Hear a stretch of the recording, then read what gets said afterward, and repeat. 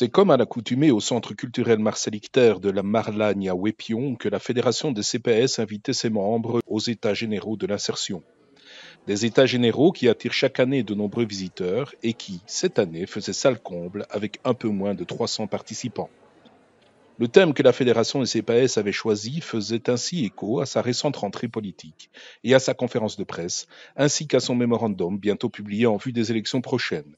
La Fédération des CPS invitait ses membres à débattre sur le thème de l'emploi en 2023, en avoir ou pas, en vouloir ou pas. Dans le contexte des crises successives que notre pays traverse, la question de l'emploi se retrouve en effet au cœur des débats politiques et citoyens.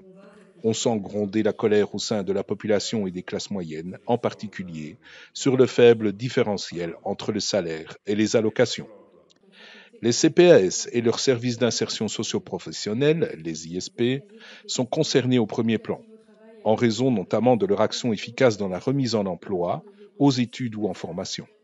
En 2022, en Wallonie, le SPP Intégration sociale a ainsi recensé 10 623 personnes mises à l'emploi en application des articles 60 et 61, mais aussi parce que le différentiel précité exerce un impact sur la mobilisation des publics bénéficiaires d'allocations, qui devient ainsi un enjeu réel.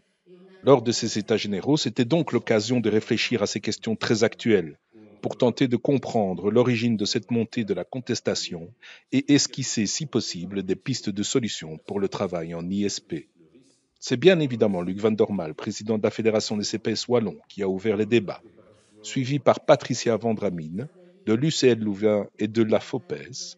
Parmi les orateurs venaient ensuite, tout au long de la journée, François Guesquière de l'IWEPS, Marie Castaigne de la Fédération des CPS, Vincent Isorbit de l'UCL Louvain et Sandrine Zoffler de la Fédération des CPS.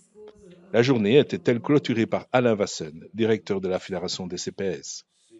En conclusion, ces États généraux furent à nouveau une belle occasion de prendre le pouls du secteur, de ce qui se vit sur le terrain, dans les équipes des 262 CPS wallons.